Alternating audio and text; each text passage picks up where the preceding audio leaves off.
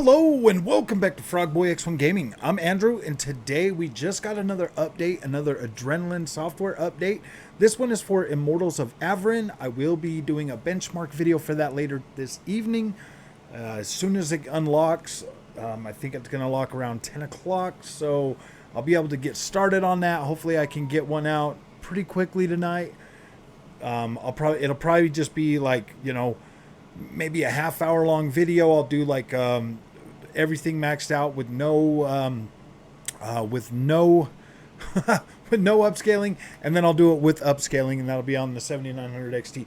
But I wanted to bring your attention to this. Let me go ahead and make this smaller. We've got the new update. If we go in here, right down here, I wanted to show you. Right now, I've got something on, so I'm getting about 100 watts total board power. But this here was down to like 200 millivolts. And then this over here was like right around like 71 to 79-ish in total board power. And this was something that was addressed in this update as well, was the idle board power. So I had all three of my screens on, and it was still, and that's a 4K OLED C2, LG C2, the 32-inch monitor, and then the 27-inch monitor, both LG Ultra Gears, both the 165 hertz IPS. There's a description, a link in the description for the exact monitor I have if you guys are interested. So let's go ahead and go over here to, where was it? Right here. So we go into settings. As you can see, 23.8.1 is the new software update. We can go ahead and look at these release notes. Let me bring those on over here for us. We'll go ahead and make that nice and big. So, highlights, article, or Adrenaline Edition 23.8.1 release notes. So, support for Immortals of Aveum. So that there's, obviously a support driver for that. Fixed issues. Improvements to high idle power when using select multi-display setups with mixed high resolution and high refresh rate displays on RX 7000 series GPU with variable refresh rate enabled. Further optimizations are being investigated to improve idle power on additional display configurations.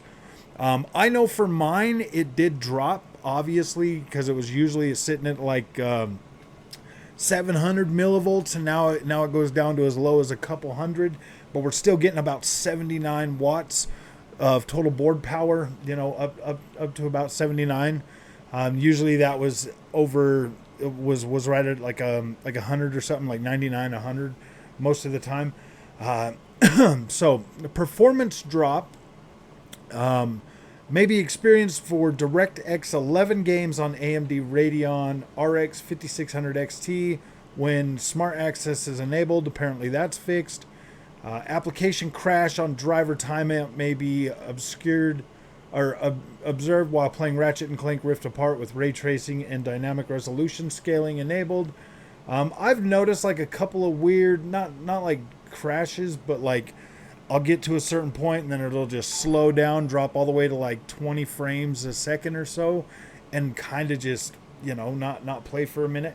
I actually left one of those in the recording just so you guys could see that.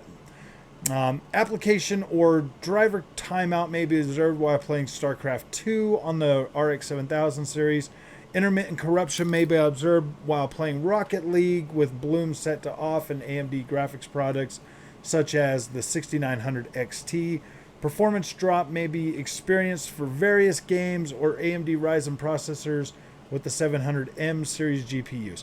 So pretty much they still got like these known issues of performance metrics overlay might not report the FPS. Audio may intermittently become out of sync with audio when recording with the AV1. Display might not reach correct brightness with certain games on Samsung FreeSync Premium Pro displays when local dimming is enabled. An application crash or driver timeout may be observed while playing Baldur's Gate 3 with DirectX 11. I haven't run into that, and that says it's a 7000 series. I haven't had it crash or timeout or anything like that on me just yet, but I've only got about 8 hours into that game. Still, the factory reset is still disabled, so you'll have to go in there. You'll have to download this driver if you want to take advantage of that. I've got it all downloaded. I've got it all updated.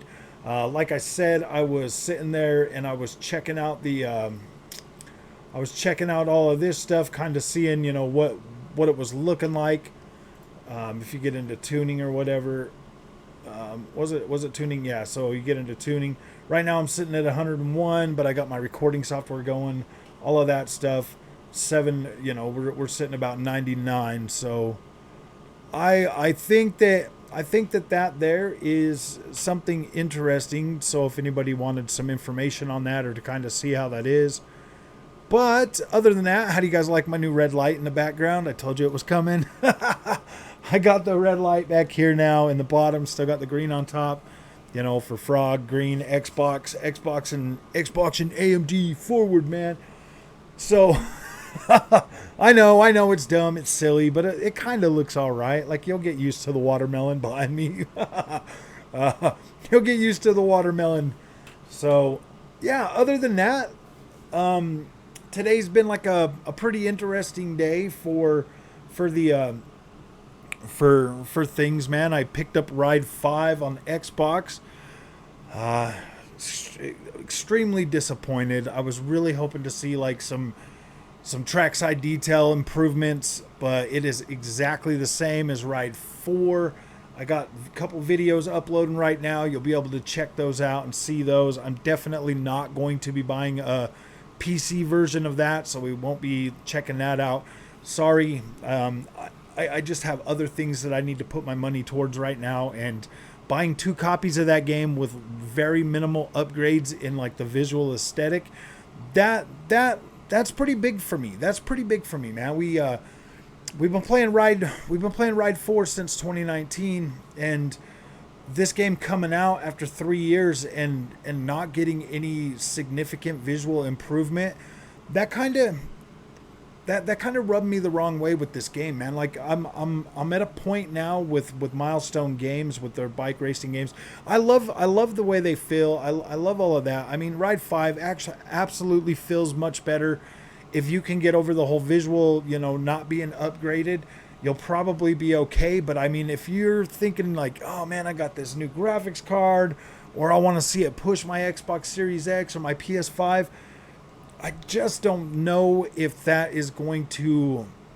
I just don't know if it's good enough, man. Like, I'm not trying to be mean to it. I really do, appreciate what Milestone does with the bike games, and they are the best out there. But come on, man. Like, this is starting to feel like a cash grab. I buy the MotoGP games, and after playing 23 this year, I thought, whoa, yeah, man, this is going to... Ride 5 is going to blow my freaking socks off. But no, it didn't, sadly, and that's kind of frustrating. But other than that, like I said, I'll be doing the Immortals of Aveum tonight. And then, yeah, man, we'll be back to regular programming. No, I'm just joking. So if you guys like this content, don't forget to like and subscribe, man. We'll see you guys in the next one. Thank you for watching.